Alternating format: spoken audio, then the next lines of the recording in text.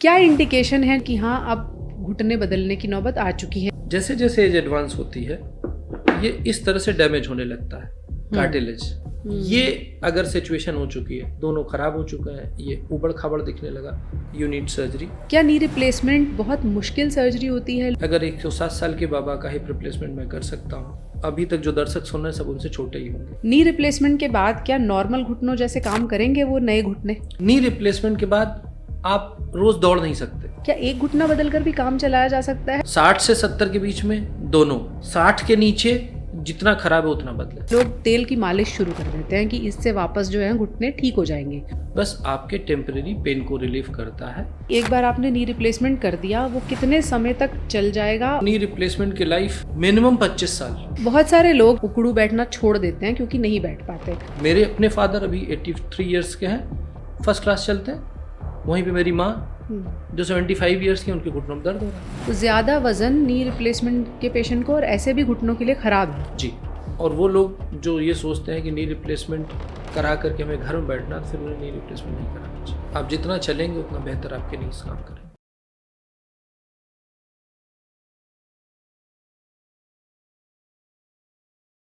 घुटनों में थोड़ा बहुत दर्द होना बुरी बात नहीं है। कुछ लोग तो ऐसा भी कह देते हैं कि अक्ल घुटनों में होगी इसलिए शायद दर्द हो रहा है। ये मजाक की बात है।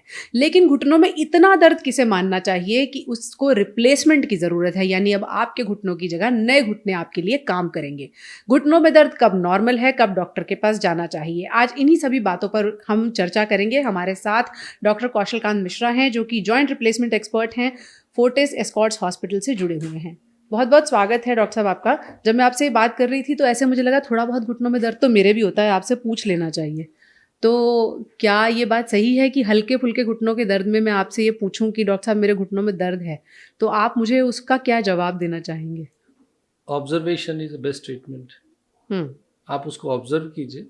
अगर वो घुटनों का दर्द कभी आता है, कभी नहीं आता, कभी कभी मतलब महीने में एक आध बार आता है, just ignore it and observe it.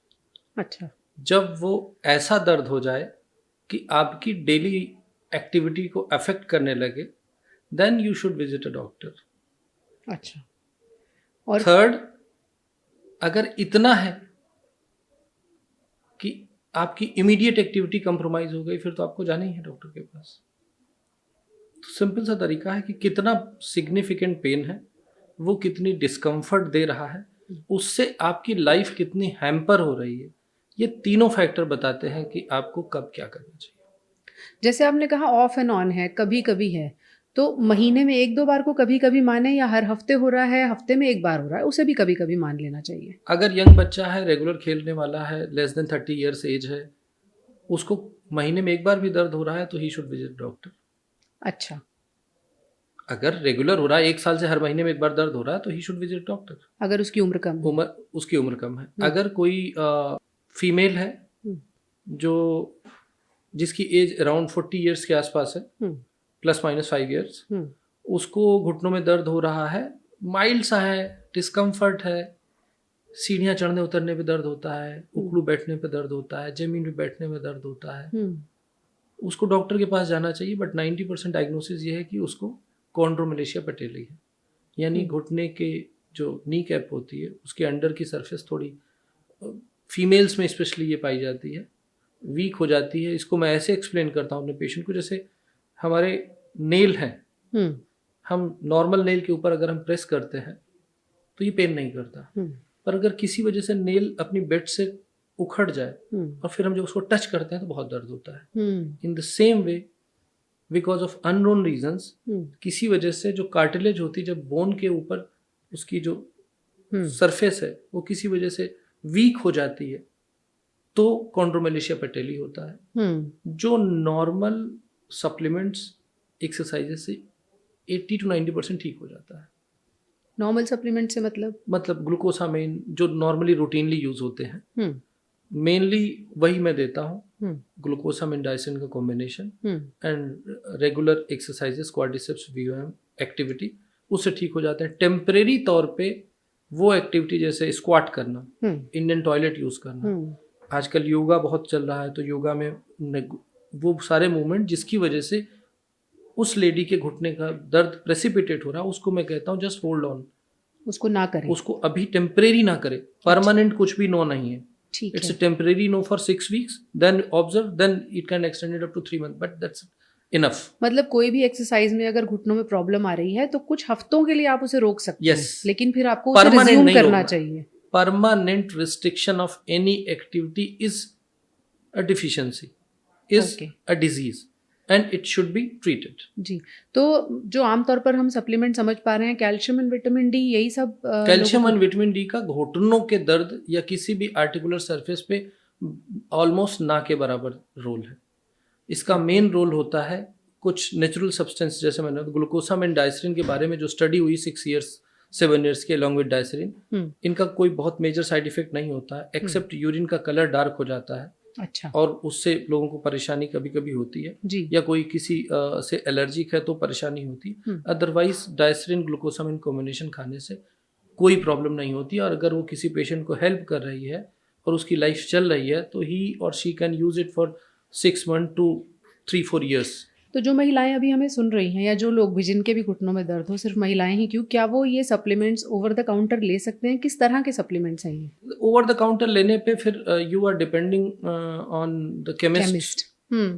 आपको सुन रहे हो और लोग नोट करके चले जाएं कि ये डॉक्टर साहब ने कहा है, ये दे दो। हाँ, तो फिर उसमें अगर ग्लूकोसामिन डाइसरीन सिर्फ केमिस्ट से पूछ के लेना है तो जो सबसे सस्ता मिले वो ले ले। उसमें कोई दिक्कत नहीं है। उसमें कोई दिक्कत नहीं। अगर ग्लूकोसामिन डाइसरीन कॉम्बिनेशन 50 रुपए का भी आता है और 5 रुपए का भी आता है तो 5 रुपए वाला लो, क्यों 50 रुपए लेना? ताकि केमिस्ट का फायदा तो ना हो कम से कम या उस फार्मा कंपनी का फायदा ना हो। बेटर कि अगर आपको really problem, it's you should go and evaluate with your doctor. जी, आपने जैसे कहा कि कोई भी मूवमेंट, ये जो मैंने बताया ना, ये सबके लिए नहीं है। एज ग्रुप मैंने डिफाइन किया है 40 पार, 40 से ±5 years। जैसे ही आप 50 पे पहुंचते हैं, then you should go to your doctor. X ray होना चाहिए, इवेल्युएशन तो हर कंडीशन में होना चाहिए, जिस कंडीशन में भी आपकी प्रॉब्लम आपको रोज परेशान कर रही है या रोज की एक्टिविटी में दिक्कत कर रही है, इवेल्युएशन तो जरूरी है। क्योंकि घुटनों के दर्द की और भी कई वजह हो सकती हैं और बहुत सारी प्रॉब्लम्स भी आइडेंटिफाई हो सकती हैं। क्या घुटनों का दर्द भी कुछ इंडिकेट करता है, अपार्ट फ्रॉम सप्लीमेंट की डेफिशिएंसी है, कुछ और भी इंडिकेट कर सकता है? जैसे जैसे एज बढ़ती है, घुटनों के दर्द का सबसे कॉमन रीजन होता है ऑस्टियोआर्थराइटिस। ठीक है, जिसको आमतौर पर हम गठिया बोलते हैं, जो उम्र के साथ आता है। जो उम्र के साथ आता है और ये बीमारी नहीं है। अच्छा। हाँ, मतलब ये बड़ा क्लियर बोल रहा हूँ, ये कोई बीमारी नहीं है। जैसे बालों का सफेद होना बीमारी नहीं है। आदमी का बच्चे से जवान होना, जवान होकर के बूढ़ा होना बीमारी नहीं है, उम्र का तकाजा है। उम्र का तकाजा है। उसी तरीके से osteoarthritis of the knee is part of ageing process. ये होगी मेनली। फिर सवाल कुछ लोग पूछ सकते हैं कि मेरी दादी तो 90 साल की थी, वो चलती थी, और मेरी अम्मा 40 साल की है, उनको दर्द हो रहा है। ये वेरिएशन है, और ये वेरिएशन भगवान के हाथ में, यानी जेनेटिकली डिफाइंड होता है। ओके। कुछ लोग हो सकते हैं जो, मेरे अपने फादर अभी 83 years के हैं, फर्स्ट क्लास चलते हैं। वहीं पे मेरी माँ जो 75 years की, उनके घुटनों में दर्द हो रहा है। अच्छा। तो एज ग्रुप से हर आदमी का कंपैरिजन नहीं हो सकता। हमने सोचा उनके डॉक्टर आप हैं इसलिए चलते हैं, पर फिर आपने बताया कि माताजी नहीं चल पाती। मैं सीधा बोल रहा हूँ, मैं अपने घर का एग्जांपल दे रहा हूँ जी। तो ये जेनेटिकली डिफाइन होता है। और कोई भी नी पेन जो ऑस्टियोआर्थराइटिस की वजह से, और आपकी एज 50+ है, तो सिंपल टेस्ट सबसे इंपॉर्टेंट होता है, single test, that is x ray. घुटनों का एक्सरे, बोथ नी, दोनों घुटनों का खड़े होकर एक्सरे।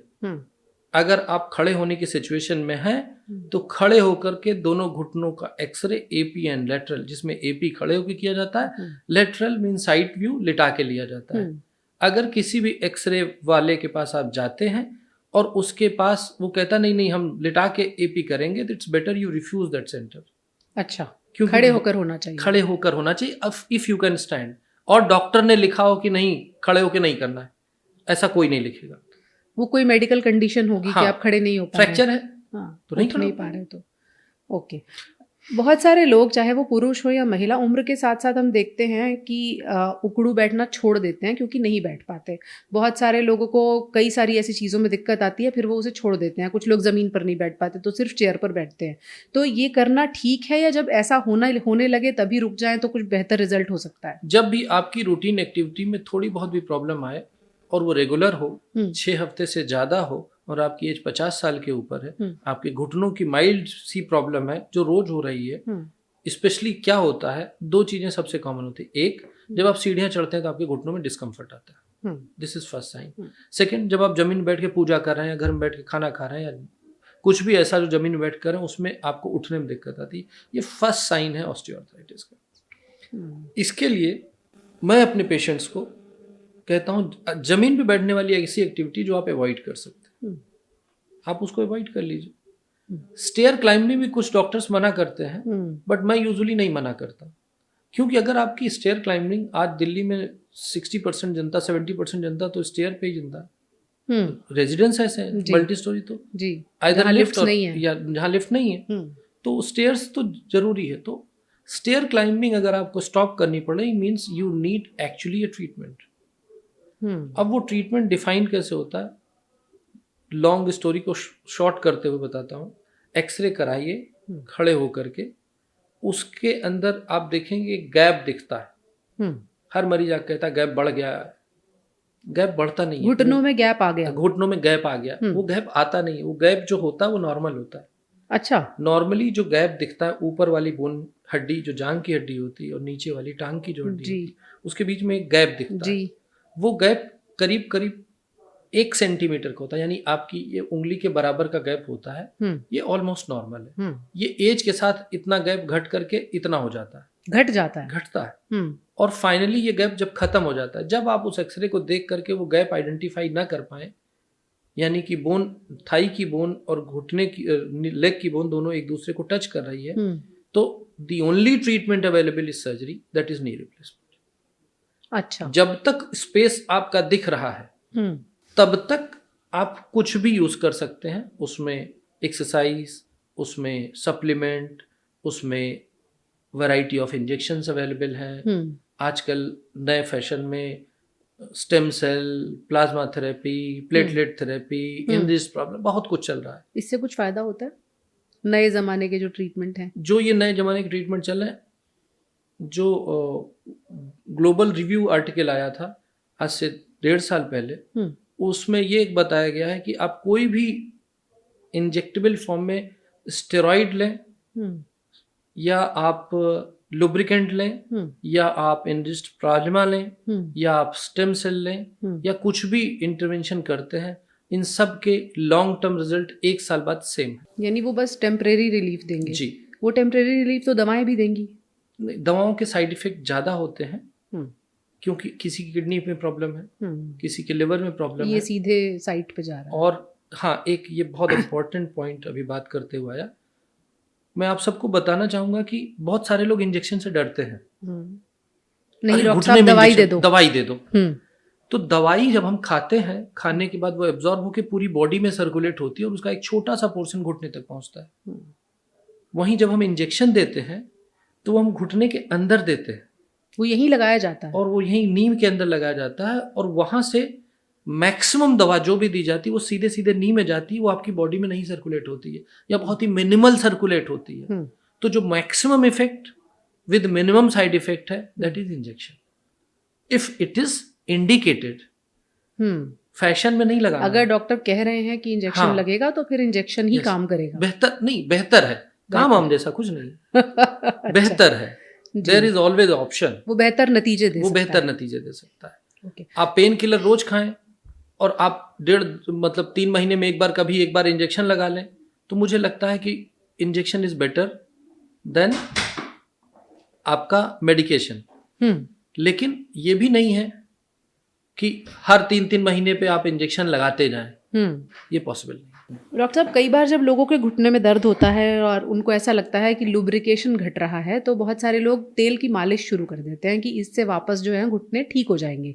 किस हद तक काम करती है तेल की मालिश इस तरह के घुटनों के दर्द में? तेल की मालिश जो घुटने में की जाए तो ये आदमी को सुख देती है, हाँ, इलाज करती है नहीं?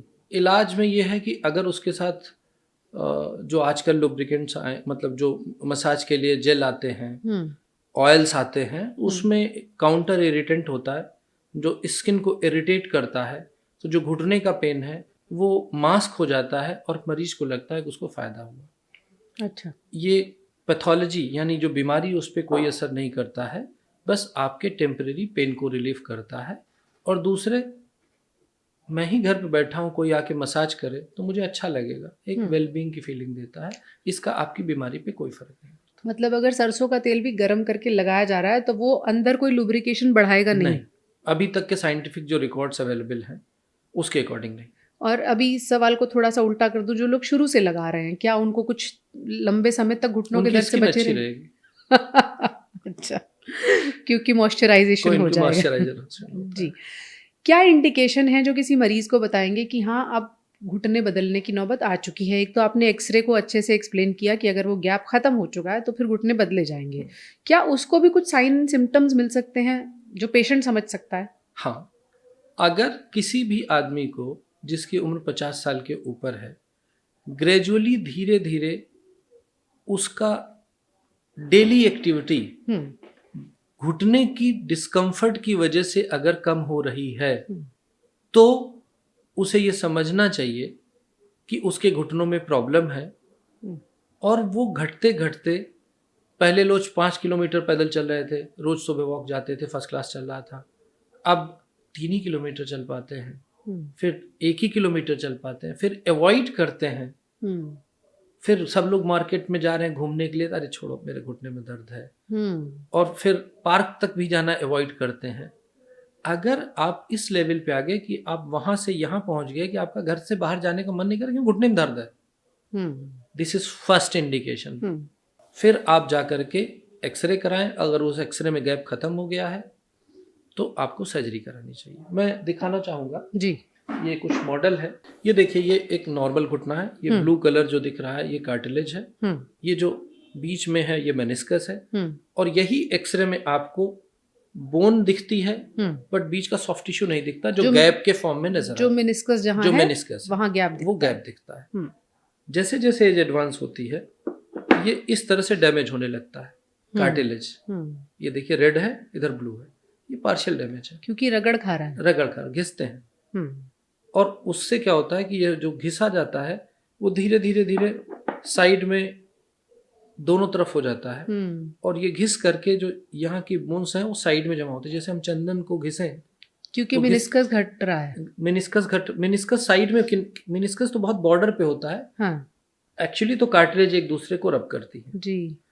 तो मैं बता रहा था कि जैसे चंदन को हम घिसे जी, तो घिसते घिसते हम देखते हैं किनारे किनारे वो जमा हो जाता है। उसी तरीके से जब हम घिसते हैं तो साइड में बोन्स जमा हो जाती हैं। देखिए ये ज्यादा घिस गया, ये साइड में एबनॉर्मल बोन जमा हो गई, इसी को चोंच निकल आई है, ऑस्टियोफाइट्स बोलते हैं। ये चुभते हैं, इसी से लूज बॉडी बनती है, यानी कि घिस करके एक फ्री बॉडी बन गई।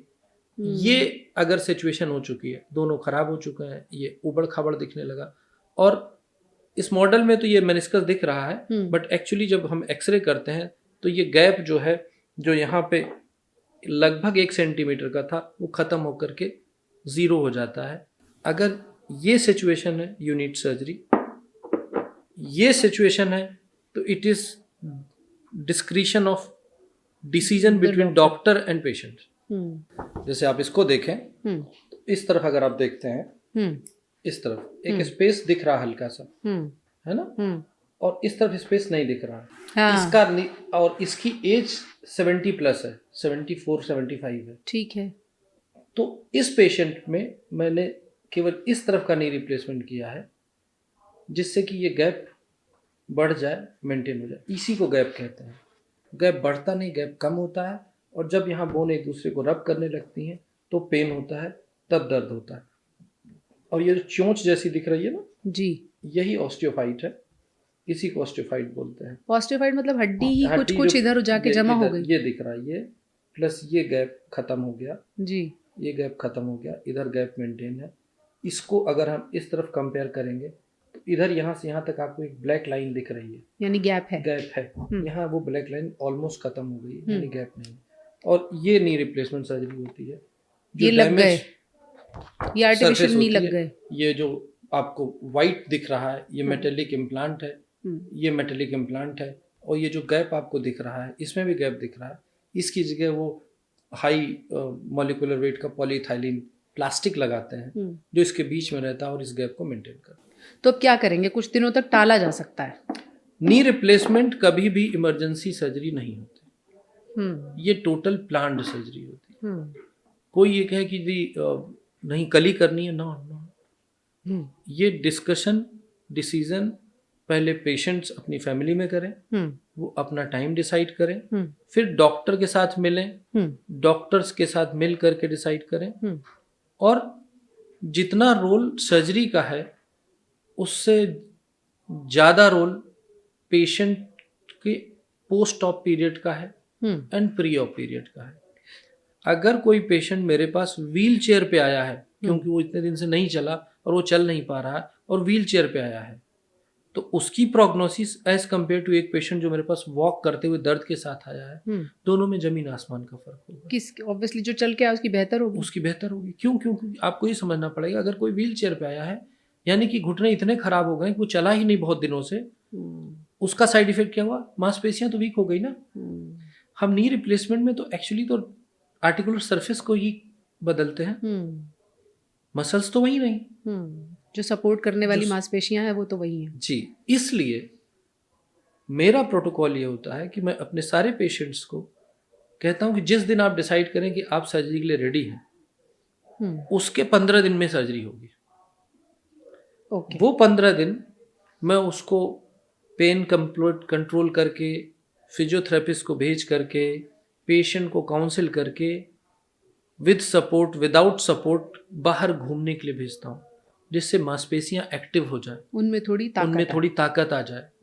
और जब 15 दिन ये करता है और फिर जो व्हील चेयर पे आया था वो हो सकता है वॉकर से आए, जो वॉकर से आया था हो सकता है वो छड़ी से आए, जो पेन में आया था मैंने पेन को कंट्रोल किया तो हो सकता है बिना पेन के आए। और तब जो सर्जरी करेंगे उसका result as compare to surgery से बहुत बेहतर होगा जी। और बड़ा क्लियर बता दूं, हर डॉक्टर, मैं भी ये कहता हूं कि आप अगले दिन से खड़े होके चलोगे, ये बात फैक्ट है कि अगले दिन से खड़े होके चलोगे। अच्छा। लेकिन कंप्लीट रिकवरी नी रिप्लेसमेंट की अगर आपको एसेस करनी है तो 3 to 4 मंथ का टाइम लगेगा। क्यों? क्योंकि जब हम सर्जरी करते हैं तो जो बोन वाला पेन है वो तो खत्म हो जाता है, एक नया सर्जिकल पेन जो हमने उसको दिया है वो तो रहता है, उसका हीलिंग टाइम अपना है, क्योंकि नी में मोबिलाइजेशन भी होना है, तो मूवमेंट के साथ धीरे धीरे तो surgical pain day by day कम होता जाएगा और एक नया डिस्कम्फर्ट आएगा। वो डिस्कम्फर्ट क्या होता है कि बहुत सारे मरीज कहते हैं अंदर गरम गरम लगता है, अच्छा। अंदर ठंडा ठंडा लगता है, अच्छा। अंदर बड़ा अजीब सी होती है, बेचैनी होती है, कराने के बाद रात में नींद नहीं आती है, अजीब सा लगता है।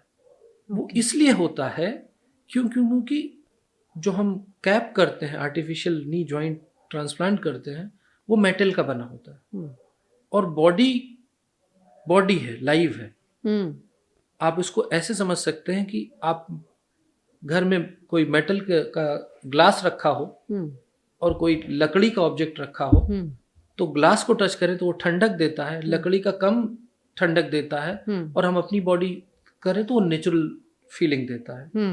इन द सेम वे जब हम इम्प्लांट को अंदर डाल देते हैं तो वो क्या करता है, वो कोशिश करता है कि जो एनवायरमेंटल टेम्परेचर है उससे मैच करने की कोशिश करे।